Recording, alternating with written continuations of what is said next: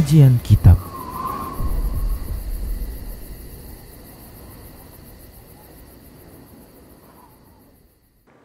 Bismillah, assalamualaikum warahmatullahi wabarakatuh. Innal hamdalillah nahmaduhu wa nasta'inuhu wa nastaghfiruh wa na'udzu billahi min shururi anfusina wa min sayyiati a'malina. May yahdihillahu fala mudilla lahu wa may yudlilhu fala hadiyalah. Wa asyhadu an la ilaha illallah wahdahu la syarika lah. وأشهد أن محمدا عبده ورسوله صلى الله عليه وسلم. قال الله تبارك وتعالى يا أيها الذين آمنوا اتقوا الله حق تقاته ولا تموتن إلا وأنتم مسلمون. يا أيها الناس اتقوا ربكم الذي خلقكم من نفس واحدة وخلق منها زوجها وبث منهما رجالا كثيرا ونساء واتقوا الله الذي تساءلون به والأرحام إن الله كان عليكم رقيبا.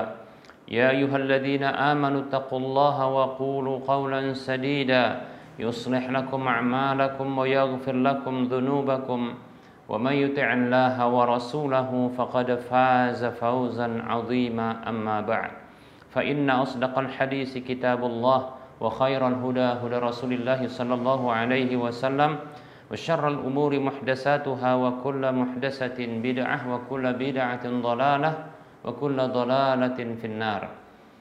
Para pemirsa Rosyad TV dan para pendengar Radio Medan Mengaji serta para pemirsa media sunnah yang turut serta menyiarkan kajian ini, alhamdulillah segala puji hanya untuk Allah. Salawat dan salam tak lupa kita ucapkan untuk Rasulullah sallallahu alaihi wasallam. Para hamba Allah rahimani wa rahimakumullah, kita lanjutkan pembahasan kitab Minhajul Muslim di bab yang keempat tentang ibadah, dan kita masih membahas tentang sunnah-sunnah di dalam salat.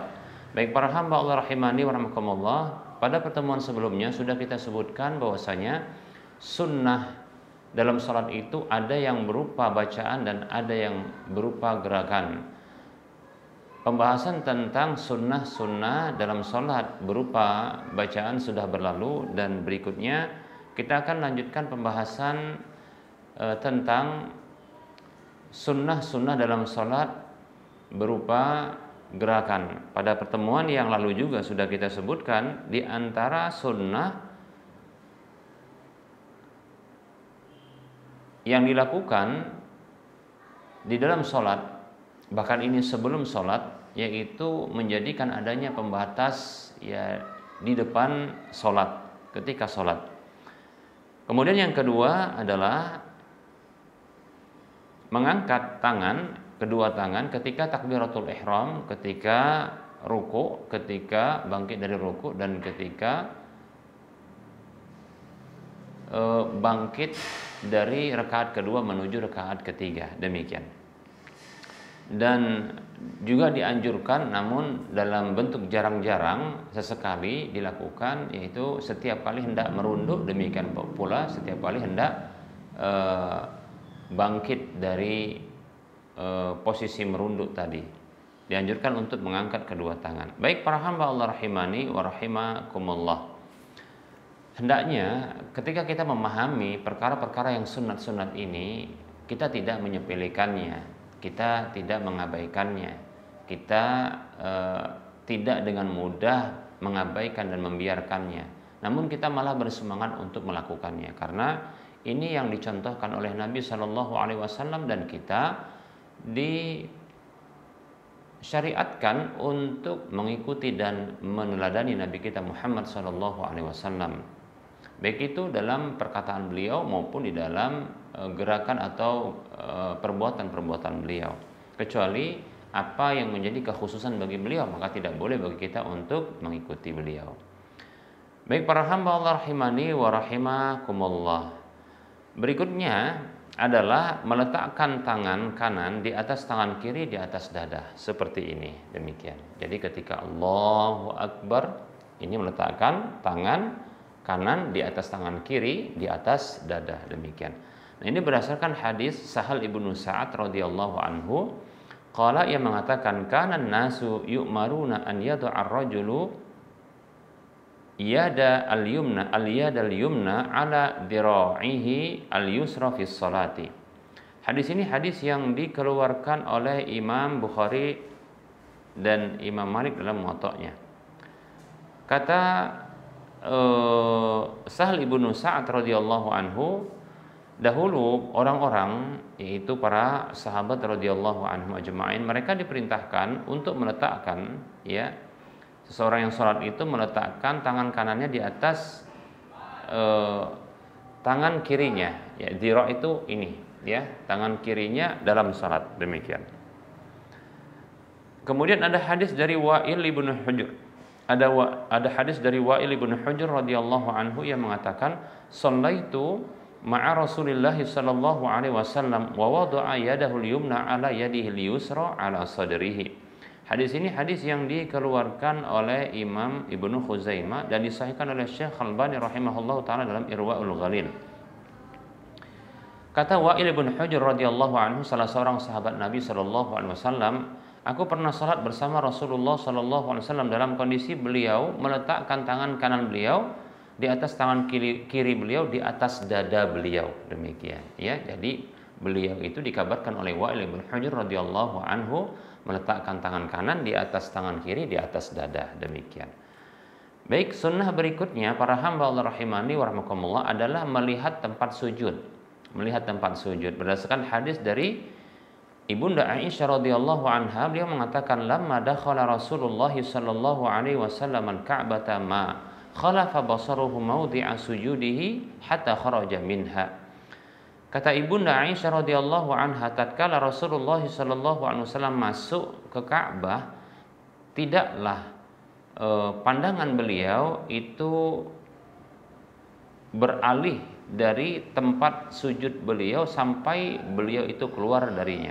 Hadis ini hadis yang dikeluarkan oleh Imam Al-Hakim dan disahihkan oleh Syekh Al-Albani rahimahullahu taala. Oleh karenanya seorang yang sholat maka mestinya dia melihat, ya, ke tempat sujudnya, dan ini adalah hal yang membantu dia untuk khusyuk dalam sholat.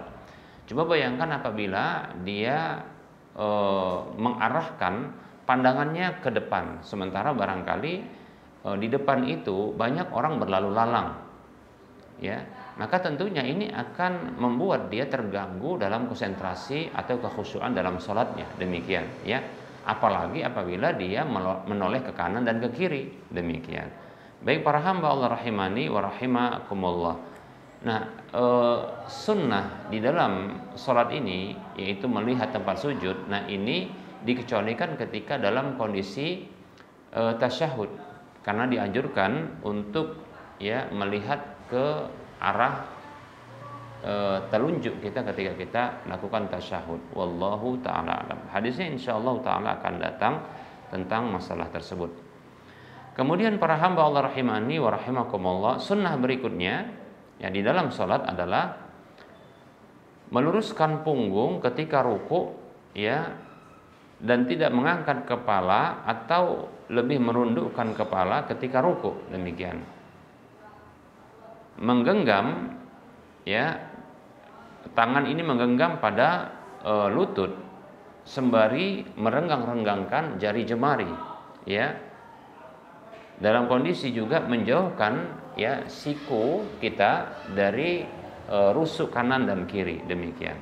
Nah, ini adalah posisi ruku. Posisi ruku adalah, ya, lurus punggung ketika ruku, ya, punggung itu lurus. Kemudian kepala itu tidak terlalu naik dan tidak terlalu, ya, turun, yaitu tidak terlalu menengadah dan juga tidak terlalu merunduk. Demikian. Kemudian telapak tangan, ya, ini diletakkan pada lutut sembari mencengkram, menggenggam. Demikian, ya, disertai dengan menjarangkan atau membuka jari jemari ketika, ya, meletakkan jari, ya, tangan atau jari itu di lutut, ya, sembari mencengkram, ya, dan itu terbuka, ya, jari jemari itu terbuka. Demikian.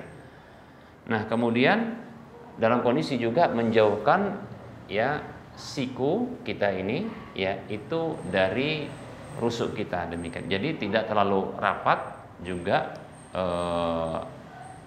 tidak terlalu rapat, demikian pula, ya, tidak juga terlalu ya mendekap kepada perut, demikian. Nah, seperti itu. Jadi dijauhkan.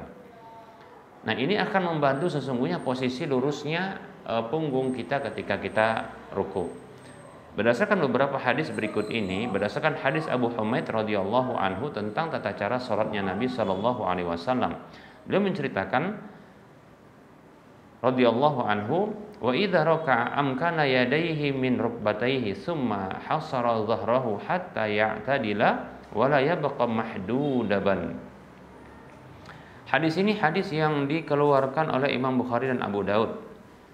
Kata Abu Humaid radhiyallahu anhu tentang tata cara salatnya Nabi sallallahu alaihi wasallam, apabila beliau sallallahu alaihi wasallam itu ruku, beliau menekankan kedua tangan beliau itu pada lutut beliau. Kemudian beliau meluruskan punggung beliau sampai betul-betul lurus, ya, dan tidak tersisa, ya, dalam kondisi ya melengkung atau dia mencembung, ya, tidak melengkung, ya, juga tidak mencembung, demikian, yaitu lurus, punggung beliau lurus, demikian.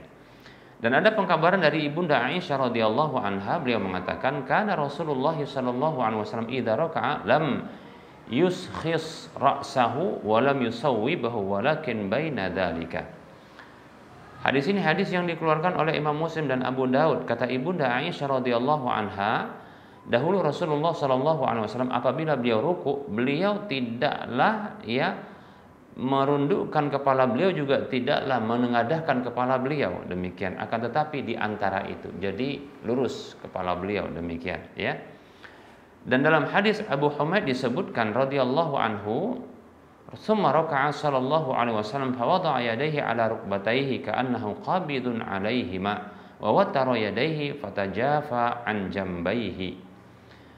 Abu Humaid radhiyallahu anhu mengkabarkan, ya, kemudian beliau ruku, yaitu Nabi sallallahu alaihi wasallam ruku, lalu beliau meletakkan kedua tangan beliau pada lutut beliau, ya, seolah-olah beliau mencengkramnya, ya, menggenggamnya, demikian, mencengkram atau menggenggamnya, dan beliau menjadikan satu-satu tangan beliau, maksudnya adalah merenggangkan, ya, dari jari tangan beliau, ya. Jadi ketika mencengkram ke lutut itu, meletakkan ke lutut sembari mencengkram dan merenggangkan, demikian, jari jemari.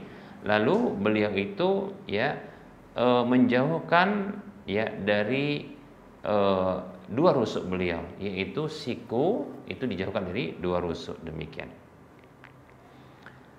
Dan ini dipertegas oleh Wa'il bin Hujr radhiyallahu anhu, anna Nabiy sallallahu alaihi wasallam kana idza raka'a farraja asabi'ahu. Hadis ini hadis yang dikeluarkan oleh Imam Ibnu Khuzaimah, disahihkan oleh Syekh Al-Albani rahimahullah taala. Hadisnya Abu Humaid tadi diriwayatkan oleh Imam Abu Daud dan Tirmidzi, dan itu adalah hadis yang sahih. Wa'il bin Hujr radhiyallahu anhu mengatakan bahwasanya Rasulullah sallallahu alaihi wasallam apabila beliau itu ruku, maka beliau farraja asabi'ahu, beliau itu merenggangkan jari jemari beliau. Demikian para hamba Allah rahimani wa rahimakumullah. Nah, ini posisi di mana sangat tepat dalam kondisi ruku, ya, begitu kuat, karena kita dapatkan terkadang kita kalau kita hanya meletakkan tangan kita ketika ruku hanya pada paha, ini keliru kalau diletakkan pada paha, atau di bawah lutut, nah ini keliru. Nah, apabila kita hanya meletakkan tangan kita pada lutut saja, dengan seperti ini lututnya, kita letakkan begini, ini potensi untuk dia tergelincir tangan kita, dan itu sering didapatkan, demikian. Namun apabila kita mencengkramnya, ya, mencengkramnya sembari membuka jari jemari kita, dan kita menjauhkan, ya, siku kita dari rusuk kita, maka insyaallah taala ini akan semakin kuat dan punggung akan semakin lurus. Ini posisi insyaallah taala, ya, membantu kesehatan punggung kita. Baik para hamba Allah rahimani wa rahimakumullah. Berikutnya para hamba Allah rahimani wa rahimakumullah, sunnah berikutnya adalah, dan ini diperdebatkan oleh para ulama, namun ini pendapat yang dikuat oleh Syekh Al-Albani rahimahullah taala, yaitu turun ketika sujud itu pada tangan terlebih dahulu sebelum lutut, ya. Turunnya ketika hendak sujud dari berdiri, maka itu lebih dahulu meletakkan kedua tangan sebelum lutut, demikian, ya. Nah, ini berdasarkan hadis Abu Hurairah radhiyallahu anhu yang mengatakan Rasulullah Shallallahu alaihi wasallam bersabda, "Idza sajada ahadukum fala yabruk kama yabruku al-ba'iru wal yada' yadayhi qabla rukbatayhi." Hadis ini hadis yang dikeluarkan oleh Imam Abu Daud dan Nasai serta Imam Ahmad dengan sanad yang hasan. Rasulullah Shallallahu alaihi wasallam bersabda, apabila salah seorang di antara kalian sujud, maka janganlah dia menderum. Menderum itu turun maksudnya, sebagaimana menderum atau turunnya unta itu, dan hendaklah dia meletakkan kedua tangannya sebelum lututnya, demikian. Kedua tangannya sebelum lututnya, demikian. Walaupun ada pendapat yang lain ya mengatakan sebaliknya, itu lutut terlebih dahulu baru tangan. Karena hadis yang dikuatkan oleh pendapat ini adalah lutut terlebih dahulu baru kedua tangan. Wallahu ta'ala alam. Yang jelas dalam hal ini ada perbedaan pendapat dan hendaknya kita berlapang dada. Baik para hamba Allah rahimani wa rahimakumullah. Berikutnya adalah sunnah ketika dalam kondisi sujud. Bagaimana? Yaitu meletakkan atau menekan ya, meletakkan sembari menekan kening dengan hidung serta kedua telapak tangan itu ke tanah ya, atau ke tempat sujud, disertai ya menjauhkan tangan ini ya dari dua rusuk. Dan ini sebenarnya adalah posisi mirip dengan ruku ya, yaitu menjauhkan ya siku itu dari rusuk, dua rusuk, demikian. Sembari meletakkan ya dua telapak tangan itu sejajar dengan ya bahu dan telinga ya, seperti ini ya. Jadi meletakkannya sejajar bahu dengan telinga, demikian. Nah, seperti itu. Ketika sujud, ini dalam kita menceritakan kondisi sujud ya. Kemudian mengangkat dua siku, ya dua siku itu diangkat, bukan diletakkan atau direbahkan. Karena posisi ini posisi seperti posisi hewan anjing ketika dia tidur, demikian ya. Kemudian menegakkan kedua kaki ya, kemudian menggabungkan kaki-kaki tersebut, ujung-ujung kaki ya, satu kaki dengan kaki yang lain disatukan ya, begitu. Dan menghadap ke arah kiblat ya, menghadapkan ya jari jemari tangan dan kaki itu ke arah kiblat sambil sembari ditekan ya.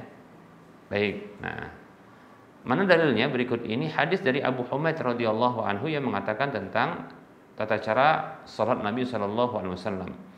Fa idza sajada wada'a yadayhi ghaira muftarishin wala qabidihima wala qabiduhuma wastaqbara bi atrafi asabi'i rijlaihi al-qiblata. Hadis ini hadis yang dikeluarkan oleh Imam Bukhari dan Abu Daud. Abu Humaid radhiyallahu anhu mengatakan, apabila Nabi Shallallahu alaihi wasallam sujud, beliau meletakkan kedua tangan beliau ya tanpa direbahkan, tangan tanpa direbahkan dan tanpa juga digenggam. Jadi ketika ya sujud, kita meletakkan tangan kita itu jangan direbahkan ya, itu sejajar ya, demikian, tidak disejajar tapi ditegakkan, tidak boleh direbahkan, demikian ya. Kemudian tidak juga digenggam tangan ini, demikian ya. Lalu menghadapkan jari jemari kaki itu ke arah kiblat, jadi ditekan seperti itu ya. Baik, hadis berikutnya adalah hadis Abdullah bin Buhainah radhiyallahu anhu bahwa Nabi sallallahu alaihi wasallam kana idza shalla farraja baina yadayhi hatta yabdua bayadu ibtaihi. Hadis ini hadis yang dikeluarkan oleh Imam Bukhari, Imam Muslim dan yang lainnya.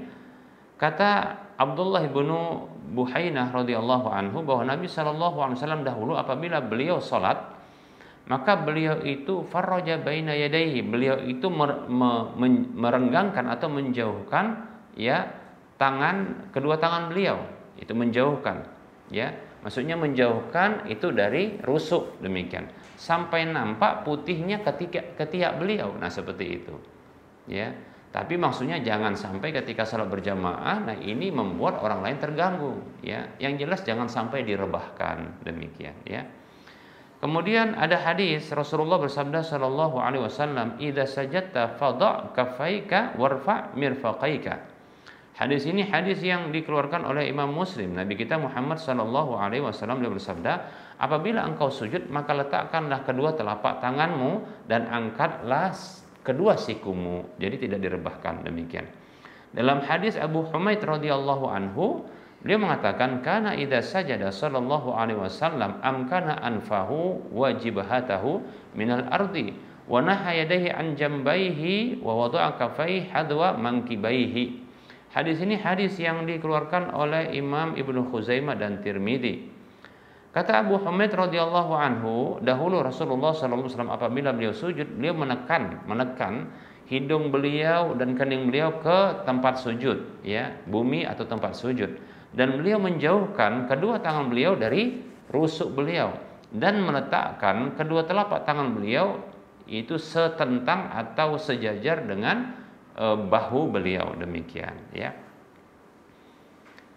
Kemudian ada hadis dari Ibunda Aisyah radhiyallahu anha, fawajadtuhu sajidan rasan aqibaihi mustaqbilan bi atrafi asabi'ihi al-qiblata. Hadis ini hadis yang dikeluarkan oleh Imam Ibnu Khuzaimah dan Baihaqi, disahihkan oleh Syekh Al-Albani rahimahullahu taala. Ibunda Aisyah radhiyallahu anha mengatakan, ya, ketika beliau kehilangan Nabi sallallahu alaihi wasallam, ya, di satu malam, ya, dari tempat tidur beliau mencari-cari ketika itu gelap. Ternyata kata beliau, aku dapatkan beliau dalam kondisi sujud rasan aqibaihi, yaitu menempelkan atau menggabungkan antara dua tumit beliau, menghadapkan, ya, dengan ujung-ujung jari kaki beliau itu, ya, ke arah kiblat, demikian, ya. Hadisnya diriwayatkan oleh Imam Ibnu Khuzaimah dan Baihaqi. Baik para hamba Allah rahimani wa rahimakumullah, ada pendapat sebagian ulama bahwasanya wanita itu salatnya dalam kondisi sujud itu berbeda dengan laki-laki, ya, dalam kondisi ruku dan sujud, ya. Mereka mengatakan, ya, wanita itu ketika salat, ya, itu tidaklah merenggangkan, ya, siku, demikian. Akan tetapi, ya, malah menyatukan siku, ya, siku disatukan, ya, dengan perut ataupun rusuk, kemudian paha digabungkan, demikian. Karena ini lebih menutup aurat mereka. Begitu kata mereka. Namun wallahu taala alam, tidak ada dalil satupun yang menjelaskan tentang masalah ini. Padahal kita dapatkan, ya, sahabat-sahabat Nabi, bahkan istri-istri Nabi, ya, radhiyallahu anhunna, ya, istri Nabi pun sallallahu alaihi wasallam itu tak pernah dikabarkan demikian. Maka yang benar adalah tata cara salatnya wanita dan pria itu sama, baik itu dalam rukuk maupun sujudnya. Nah, bukankah mereka juga menutup aurat? Maka insya Allah taala posisi tersebut tidaklah mengapa. Wallahu taala a'lam. Baik, berikutnya para hamba Allah rahimani wa rahimakumullah. Nah, untuk menguatkan pendapat ini kita katakan, ya, Nabi mengatakan sallu kama raaitumuni usalli. Hadis Bukhari Muslim. Salatlah kalian sebagaimana kalian melihat aku salat. Nah, ini perintah kepada laki-laki dan perempuan. Wallahu taala alam. Berikutnya para hamba Allah rahimani wa rahimakumullah, ya, adalah melakukan iftirash, duduk iftirash, ya.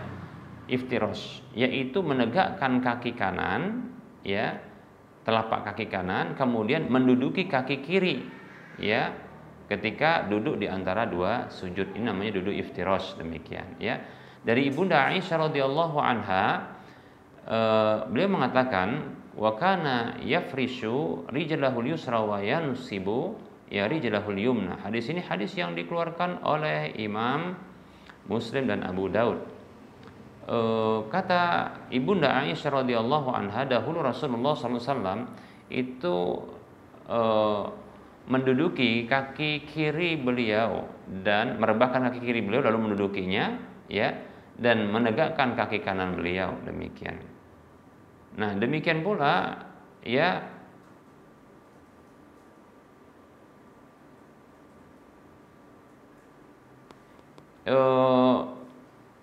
boleh dilakukan ketika di antara duduk di antara dua sujud ini dengan melakukan duduk iqa. Bagaimana duduk iqa itu? Yaitu menyatukan, ya, menegakkan dan menyatukan dua kaki, dua ujung kaki tersebut, kemudian duduk di atasnya, demikian. Nah, ini sebagaimana, ya, sebagaimana hadis Tawus, ia mengatakan, qulna li Ibni Abbas radhiyallahu anhuma fil iqa'i 'alal qadamaini faqala sunnatun. Faqulna lahu inna lanarahu jafa'an birrajuli. Faqala Ibnu Abbas radhiyallahu anhuma bal hiya sunnatun nabiyyika sallallahu alaihi wasallam. Tawus mengatakan rahimahullah, kami pernah mengatakan kepada Ibnu Abbas tentang duduk iqa'. Duduk iqa' itu yaitu menyatukan, ya, menyatukan kaki, tumit kaki, kemudian menegakkannya lalu duduk di atasnya, demikian. Maka Ibnu Abbas mengatakan radhiyallahu anhuma, itu sunnah, itu petunjuk Nabi. Kami katakan kepada beliau, sesungguhnya kami memandangnya itu merupakan bentuk ketidaksopanan, ya, bagi seseorang.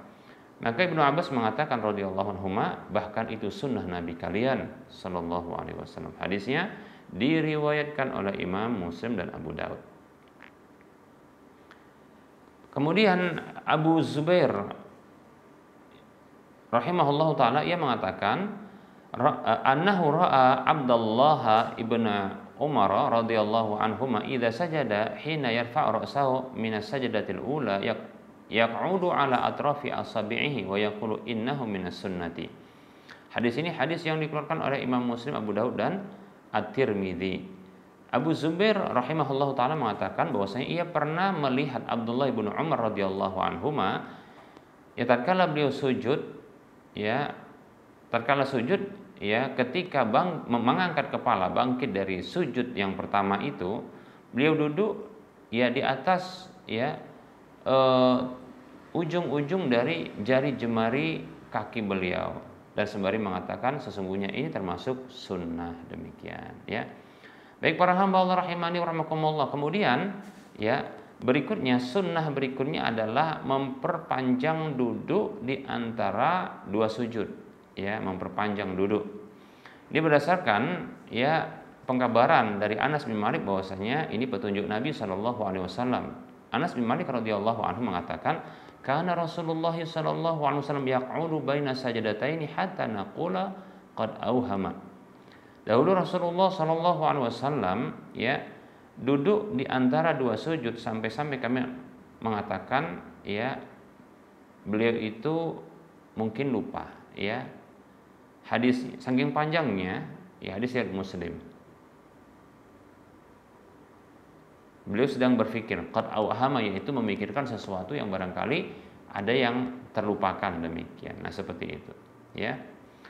Baik para hamba Allah rahimani wa rahimakumullah.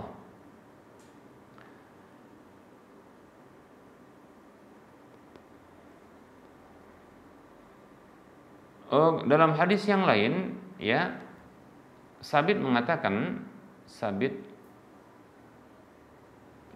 wa kana Anas radhiyallahu anhu yasna'u syai'an la arakum tasna'unahu yamkusu baina sajdataini hatta naqula qad nasi'a aw qad auhama. Sabit mengatakan rahimahullahu taala, dahulu Anas bin Malik radhiyallahu anhu melakukan sesuatu yang aku tidak pernah melihat kalian melakukannya. Ya, dia begitu lama duduk di antara dua sujud sampai-sampai kami katakan dia telah lupa atau dia mengingat sesuatu, demikian. Mengingat-ingat sesuatu. Hadisnya diriwayatkan oleh Imam Bukhari, Imam Muslim. Ini menunjukkan dianjurkan untuk duduk di antara sujud itu agak lama sedikit.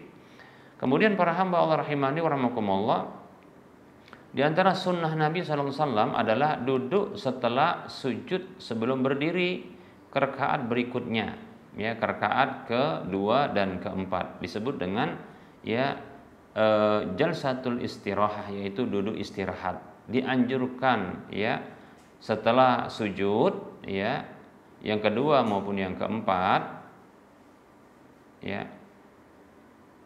setelah sujud yang pertama, demikian pula sujud yang ketiga, ya, untuk naik, ya, berikutnya, nah itu duduk sebentar, ya, sebelum berdiri, ya, menuju rakaat berikutnya, demikian.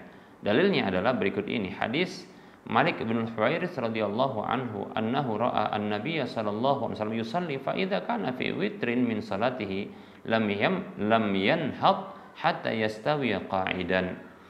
Malik bin Huwairis radhiyallahu anhu mengatakan, dia menyatakan bahwasanya ia pernah melihat Nabi sallallahu alaihi wasallam salat.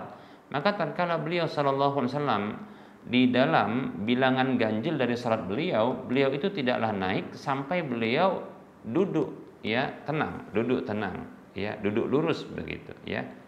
Hadis ini hadis yang dikeluarkan oleh Imam Bukhari dan Imam Muslim.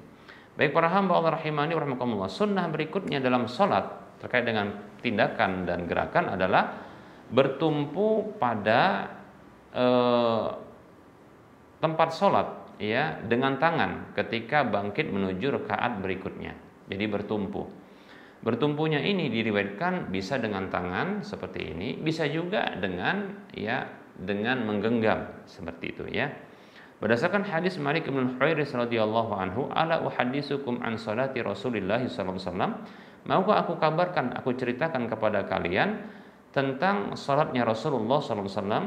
Fa idza rafa'a ra'sahu minas sajdati tsaniyati jalasa wa'tamada 'alal ardi tsumma qama. Maka apabila beliau itu mengangkat kepala beliau dari sujud yang kedua, beliau duduk dan bertumpu pada bumi, maksudnya adalah pada tempat sholat, kemudian beliau bangkit. Demikian hadisnya, hadis yang dikeluarkan oleh Imam Al-Bukhari. Demikian. Baik, berikutnya sunnah berikutnya adalah duduk iftirash. Ya, duduk iftirash ketika tasyahud awal, itu iftirash. Kemudian melakukan duduk tawarruk ketika tasyahud akhir. Iftirash adalah ya menduduki kaki kiri ketika kaki kiri direbahkan, kemudian menegakkan kaki kanan. Itu dalam kondisi duduk di antara dua sujud. Demikian pula ketika tasyahud awal. Kemudian adapun tasyahud akhir, tasyahud tsani, maka dianjurkan untuk melakukan tawarruk, yaitu menegakkan kaki kanan, namun bokong kita itu duduk pada tempat sholat kita, bukan menduduki kaki kiri yang direbahkan. Demikian. Berdasarkan hadis Abu Humaid radhiyallahu anhu, fa idza jalasa fi rak'ataini jalasa ala rijlihi al-yusra wa nasaba al-yumna, wa idza jalasa fi rak'atil akhirati qaddama rijlahu al-yusra wa nasaba al-ukhra wa qa'ada ala maq'adatihi. Hadis ini hadis yang dikeluarkan oleh Imam Bukhari, Abu Daud dan Tirmidzi. Kata Abu Humaid radhiyallahu anhu, tatkala Nabi sallallahu alaihi wasallam itu duduk di antara duduk di dua rakaat, beliau duduk ya di atas kaki kiri beliau dan menegakkan kaki kanan. Namun apabila beliau duduk di rakaat terakhir, beliau memasukkan kaki kiri ya dan menegakkan kaki yang lainnya yaitu kaki kanan, dan beliau duduk pada tempat duduk beliau. Demikian, yaitu ini duduk iftirash, duduk tawarruk. Demikian. Baik para hamba Allah rahimani wa rahimakumullah, ini hadisnya tadi hadis diriwayatkan oleh Imam Bukhari, Abu Daud dan Tirmidzi. Adapun untuk salat-salat yang dua rakaat atau hanya satu tasyahud saja, para ulama berbeda pendapat.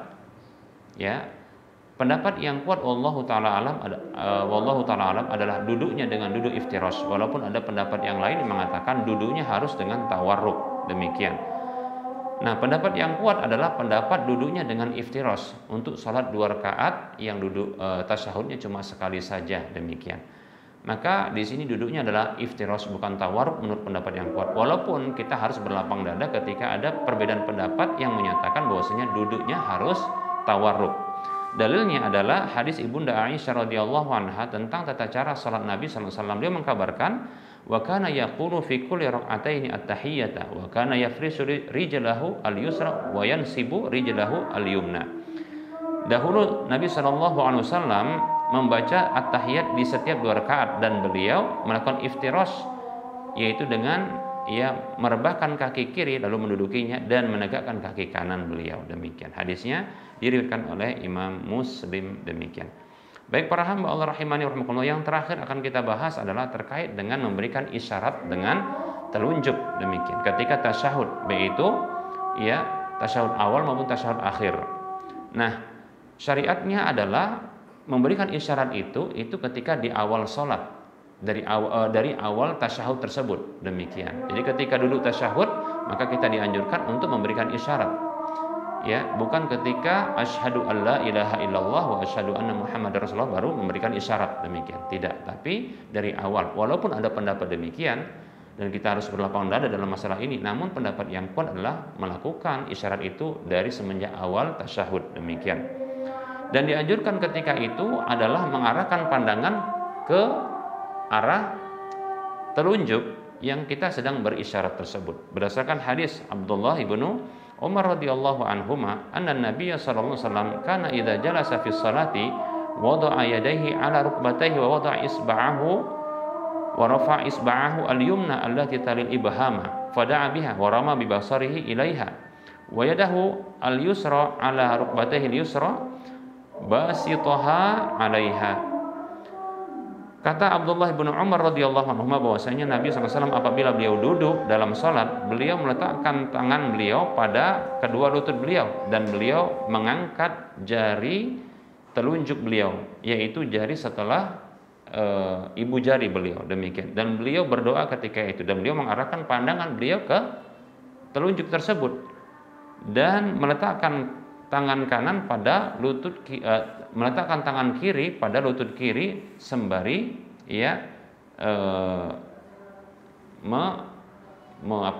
merenggangkan tangan tersebut, demikian ya. Hadis ini hadis yang dikeluarkan oleh Imam Muslim. Baik para hamba Allah rahimani wa rahimakumullah, ya, tidak boleh memberikan isyarat itu dengan jari telunjuk yang kiri, ya. Artinya tidak boleh memberikan isyarat dengan selain jari telunjuk yang kanan. Tidak boleh dengan seperti ini, ya, tidak boleh juga dengan seperti ini atau seperti ini, demikian. Atau semuanya, demikian, tidak, tapi dengan jari telunjuk saja. Dan tidak boleh juga ketika ada seseorang yang memiliki tangan terputus, tangan kanannya seluruhnya, lantas dia memberikan isyarat dengan jari telunjuk yang kiri, demikian, ya. Baik. Berdasarkan hadis dari Sa'ad ibnu Abi Waqqas radhiyallahu anhu, bahwasanya ia pernah mengatakan, marra alayya an-nabiy sallallahu alaihi wasallam wa ana ad'u bi isba'ayya faqala ahid wa asyara bis sababati. Sa'ad ibnu Waqqas radhiyallahu anhu mengatakan, Nabi sallallahu alaihi wasallam pernah melewatiku dalam kondisi aku itu salat berdoa, ya, dengan memberikan isyarat kedua jariku, demikian. Maka Rasul mengatakan cukup satu, demikian. Dan dia memberikan isyarat dengan jari telunjuk yang kanan. Hadis ini hadis yang dikeluarkan oleh Imam Abu Daud dan An-Nasai. Baik para hamba Allah rahimani wa rahimakumullah. Nah, kondisi seseorang yang tidak memiliki tangan kanan, maka gugur darinya untuk memberikan isyarat. Tidak perlu dia isyarat dengan jari telunjuk yang kiri. Wallahu ta'ala alam. Ini hal-hal yang disunahkan di dalam sholat terkait dengan gerakan. Semoga bermanfaat. Kita cukupkan karena sudah masuk waktu sholat zuhur untuk beribadah dan sekitarnya. Kebenaran itu datang dari Allah, maka ambillah. Kekurangan dan kesalahan itu datang dari saya pribadi dan bisikan syaitan, maka tinggalkanlah. Sebelum kita mengakhiri perjumpaan seperti biasa, kita memberikan motivasi. Yuk, mari kita berdonasi untuk membangun Masjid Muwahhidin.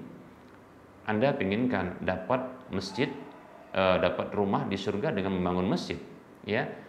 Anda inginkan pahala 700 kali lipatnya dari infak yang Anda sedekahkan dan menginginkan pahala yang terus mengalir, ayo kita bangun Masjid Al-Muwahhidin. Silakan transfer ke nomor rekening Bank Syariah Indonesia di nomor 71274855555 atas nama Yayasan Lajnah Dakwah Medan, kode bank 451. Info lanjutan Anda bisa lihat di layar kaca Anda. Semoga Anda termotivasi dan semoga bermanfaat. Mohon maaf atas segala kekurangan. Kita ketemu lagi di lain kesempatan. Wassallallahu ala Muhammad wa ala alihi wa ashabihi ajma'in. Subhanakallahumma wa bihamdika asyhadu an la ilaha illa anta astaghfiruka wa atubu ilaika walhamdulillahirabbil alamin. Wassalamualaikum warahmatullahi wabarakatuh.